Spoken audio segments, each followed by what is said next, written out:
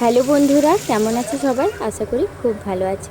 আর আমার সকল মিষ্টি বন্ধুদেরকে অনেক ভালোবাসা জানিয়ে আজকের ব্লগটা শুরু করছি। তো তোমরা ভিডিওটা স্কিপ না করে পুরোটা দেখতে থাকো, আশা করি খুব ভালো লাগবে। আজকে কিন্তু কি কাজকর্ম করছি, ঐশীর দুষ্টামি সব কিছু তোমরা মিস করবে, কারণ ওগুলো আজকে কিচ্ছু দেখাচ্ছি না। কারণ আজকে একটা তোমাদেরকে রান্নার রেসিপি শেয়ার করছি। তা একদম একটা নতুন রান্না, দেখো, আশা করি খুব ভালো লাগবে। পারলে তোমরা বাড়িতে ট্রাই করেও দেখতে পারো। আর এই রেসিপিটার কী নাম তোমাদেরকে পুরো ব্লগটা দেখতে থাকো, লাস্টে বলেছি কারণ প্রথমে তোমাদেরকে জানাইনি। তো দেখতে থাকো, ভালো লাগবে। তো এটা একদম নিরামিষ। তোমরা নিরামিষ মানে এটা রুটি, লুচি, পরোটা, ভাত যে কোনো যার সাথে ইচ্ছে খেতে পারো, দারুণ টেস্টি। তো এদিকে দেখো পটলগুলো ভালো করে ভেজে তুলে নেওয়া হচ্ছে।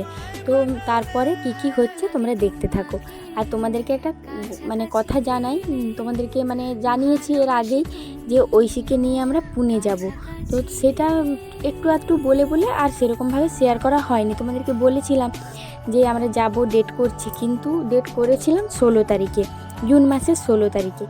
তো আজ 3-4 মাস ধরেই মানে ঠিক বুঝতে পারছি না কখন যাব, কারণ কেউ ছুটি পাচ্ছিল না। আমার ভাই কেন বা ঐশীর বাবা কেন, কোনো মতেই কেউ ছুটি পাচ্ছিল না। তো সেই কারণে জানা সত্ত্বেও আমরা যেতে পারছিলাম না ঐশীকে নিয়ে। মানে এতটা খারাপ লাগছিল যে যেতে পারছি না। আমি তো প্রচণ্ড মানে কি বলবো, ডিপ্রেশনে চলে যাচ্ছি, এরকম একটা ব্যাপার যে নিয়ে যেতে পারছি না, আমি একাই চলে যাব এরকম। কিন্তু এত দূর রাস্তা কি করে যাব। তারপরে আমার একটা বন্ধু পুনেতে থাকে, তো তাকে ফোন করলাম, তার সঙ্গে কথা হলো। ও বললো ঠিক আছে, তুই আসবি যখন আমাকে ফোন কর, আমি এখানে ব্যবস্থা করে দেবো। ভালো। তো ও খোঁজ খবর নিল, ও যেখানে থাকে সেখান থেকে 45 মিনিট দূরে। তো এইভাবে সব কথাবার্তা হলো। তারপরে মনটাকে স্থির করলাম যে না, ঠিক আছে, মানে যারা জানে, এবারে হিন্দিতে খুব পরিষ্কার কথা বলতে পারে, হ্যাঁ আমি পারি, কিন্তু তবুও একটা সাপোর্ট কাউকে দরকার। তো আমার ভাই বা আমার বর ছাড়া আমার মানে দুনিয়াটা অন্ধকার, এরকম একটা ব্যাপার। তো সেই কারণে এদের দুজনের মধ্যে কাউকে একজনকে তো আমার দরকার, না হলে আমি পারবো না।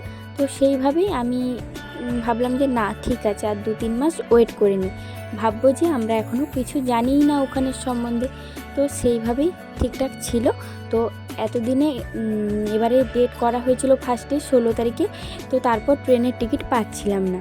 তো সেই কারণে মানে কি বলবো, যাওয়াটা অফ হয়ে গেল। কি করব, সেই জন্য আবার 1 সপ্তাহ পিছিয়ে আমরা এই জুন মাসের 22 তারিখে ফাইনালি টিকিট পেয়েছি। তো আমরা 22 তারিখে ট্রেনে উঠব। তো কোথা থেকে যাচ্ছি, কিভাবে যাচ্ছি, সব তোমাদেরকে প্রত্যেকটা ভিডিও দেখতে থাকো, সব তোমরা জানতে পারবে। ঐশীকে কিভাবে ট্রিটমেন্ট ঐশী শুরু হচ্ছে, কি হবে না হবে সব জানতে পারবে।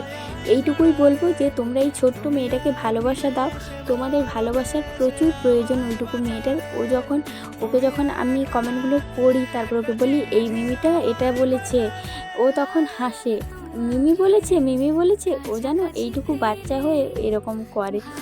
আর তোমাদের যখন ব্লগগুলো দেখি, ওকে আমি দেখাই, দেখো এই দিদিটা এত ভালো, এই দিদিটা খাবার খেয়ে নেয়, তখন না ও চুপচাপ থাকে।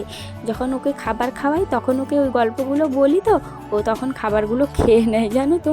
মানে কি বলবো, মানে মানুষজনকে এত ভালোবাসে ও, তোমরা মানে বিশ্বাস করতে পারবে না। ও বাড়িতে কেউ এলে না, ওর 1 মিনিট টাইম লাগে তার সঙ্গে মিশতে।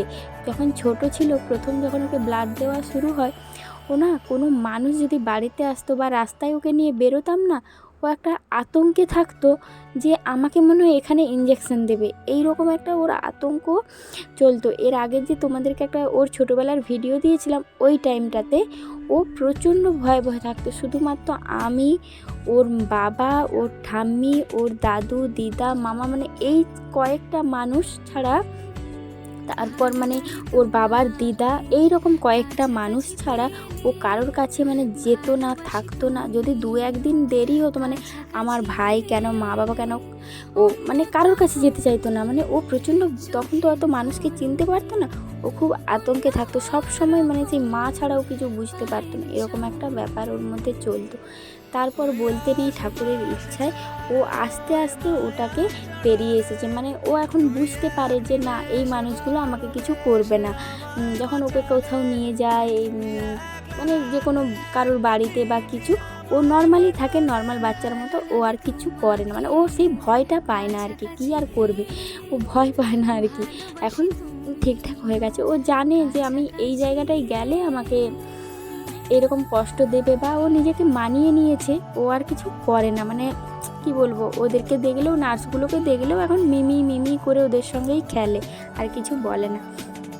সব কিছু মানিয়ে নিতে হয়, ভগবান আমাদেরকে মানিয়ে নিতেই শিখিয়েছে, কিন্তু তবু ভগবানের কাছে দিনরাত প্রার্থনা করি ওর ব্লাড দেওয়াটা বন্ধ করে দাও। ভগবানের কাছে তোমরাও প্রে করো ঐশীর জন্য, যেন এই চিকিৎসার পরে ঐশীর ব্লাড দেওয়াটা বন্ধ হয়ে যায়। তারপর পরের চিকিৎসা আস্তে আস্তে করে, মানে সব কিছু চেষ্টা করব, কিন্তু ব্লাড দেওয়া বন্ধ না হলে আমরা অন্য কিছু ভাবতেও পারছি না। কি বলবো আর বলো, মানে একটা মা তো, মানে এত কষ্ট হয়ে যায় যখন এই কথাগুলো বলা শুরু করি না, তখন এইগুলোই বলতে থাকি, মানে আমি হারিয়ে যাই, জানো তো, আমি একটা অন্য জগতে চলে যাই এই কথাগুলো বলতে বলতে, আমার কথাগুলো আর শেষ হয় না। চলো দেখতে থাকো। আজকের ভিডিওটা কেমন লাগলো তোমরা কমেন্ট করতে ভুলো না, কিন্তু আমার কথাগুলো বাদ দাও, রেসিপিটা কেমন হয়েছে তোমরা কমেন্ট করে জানিও, আর পাশে থেকো। চলো, পটল পাসিন্দা কেমন হয়েছে জানিও।